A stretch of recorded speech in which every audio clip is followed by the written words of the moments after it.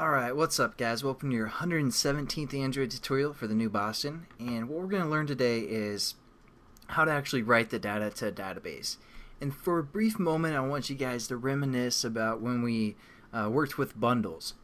Again, we put some stuff into the bundle, and then we finally send it off to the next activity for it to be opened. But you know, we kind of put some stuff in there and then we finalized it. And that's kind of the same way that the database works, SQLite database works. We basically need to set up, instead of a bundle, something called the content values, and then we put some stuff in there, and then we just kind of finalize it or insert it into our actual database. So that's what we're going to do in this tutorial, and we're just going to set up this create entry method. So the first thing that we need to do is we need to set up a content values. So we're going to say content values, and this is kind of like our bundle, like I was just talking about, and we got to import that. We're just going to call this CV for content values, and then we're going to set this equal to new content values.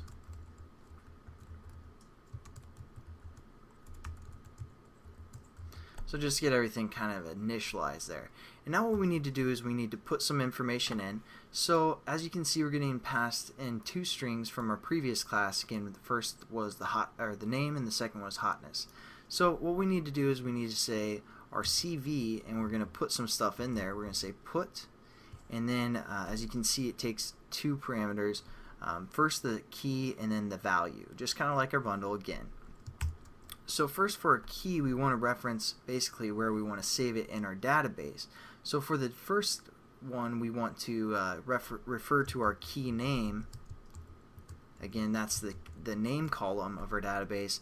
And for the value, we want to have it the value of what's being passed in, our string here. So we're going to say name. Because again, the key name is the text type, as you can see here, and we're getting passed in a string, so we're going to basically put the string in that column. And then we're also going to say cv.put, and we're also going to refer to our key hotness, and again refer to the string that's being passed in for our hotness. There we go. We have both of our put methods, and now we just need to insert it into our database. So again, this method is being called after our create method, or our open method, I'm sorry. So basically we have our helper, and then our database is basically accessed, and we're going to be able to write to it. So all we have to refer to is our database here. So we're going to say database, we're going to say our database dot insert, and as you can see, it takes three values for its parameters.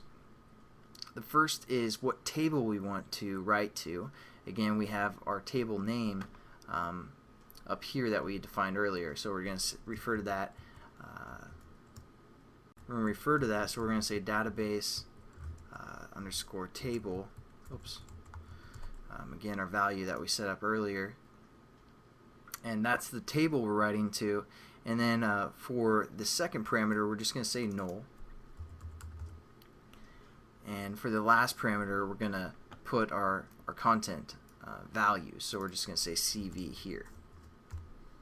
And that's basically going to insert all of our puts that we set up there into our actual table that we want to refer to.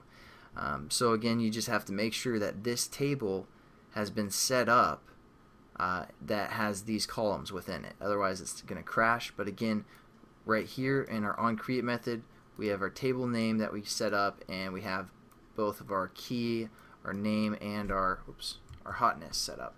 And when this method's called, basically we want it to return this statement here when we actually write to our value, or write to our database. So instead of saying void, which means it's not going to return anything, we're going to change this to long, which is just, again, a type of variable, and it's giving us the error because we aren't returning anything. So we're actually going to return this statement here. Alright, and that's it for this tutorial, guys.